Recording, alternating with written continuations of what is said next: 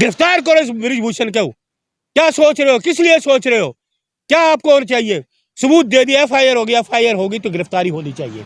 खाली इसमें बृजभूषण ही नहीं है, मुझे लग रहा है कि इसमें कुछ भारतीय जनता पार्टी के नेता और जो भारतीय जनता पार्टी के गृह मंत्री अमित शाह जी और प्रधानमंत्री जी हैं, शायद उसके चक्कर में वो भी लपेटे में आएंगे। ये पॉक्सो एक्ट है, जांच बाद में होती रहेगी। ये देश में एक नारा है, बेटी बचाओ बेटी पढ़ाओ, वो नारा उल्टा हो गया। ये बेटी बचाओ बेटी पढ़ाओ नहीं, ये बेटी बचाओ बेटी पढ़ाओ, जो कि नरेंद्र मोदी प्रधानमंत्री जी ने कहा था। अमेरिका में यही मोदी जी ने बयान दिया था। अमेरिका जाके तो मुझे शर्म आती है कि मैं हिंदुस्तान में पैदा हुआ हूँ।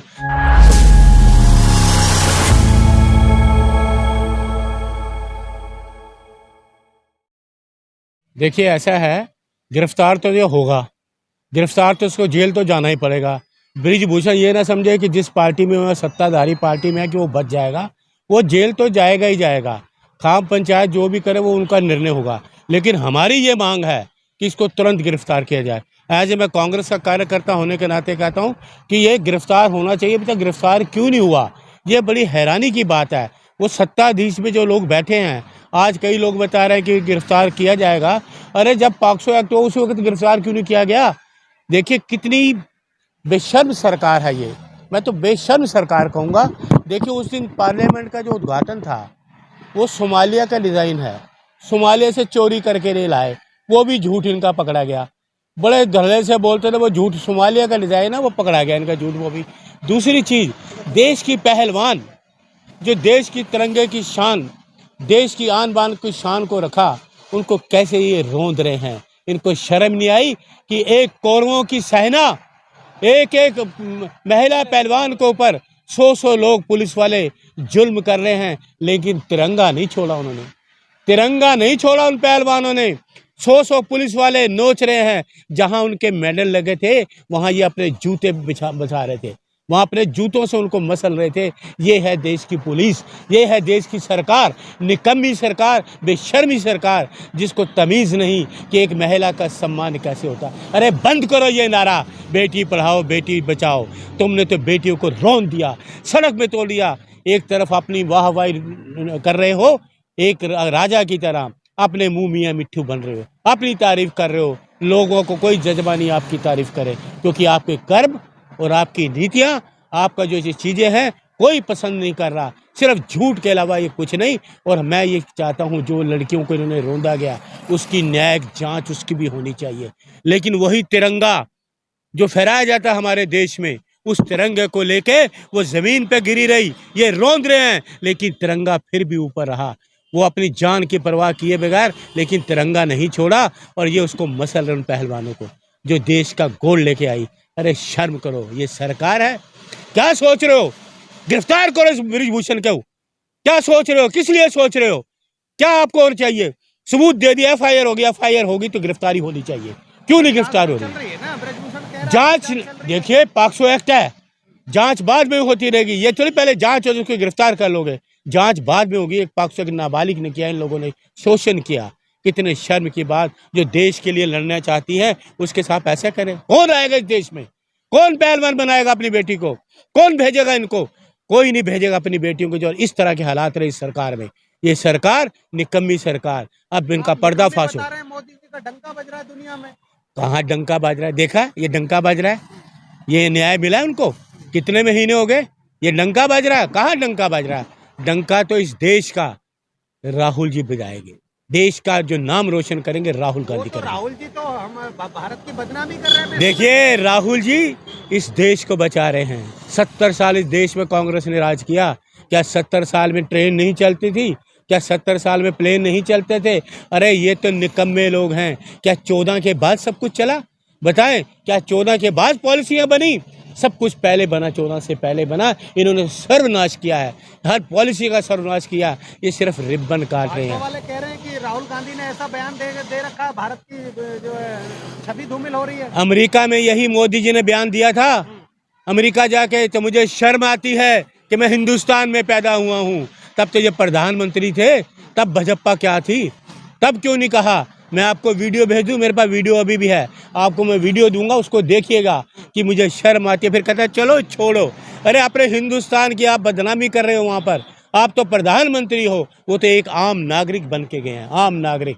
उन्होंने तो सिर्फ एक लाइन बोली, राहुल जी ने सिर्फ एक लाइन कि अडानी जी से रिश्ता क्या है, पार्लियामेंट ही बंद कर दी।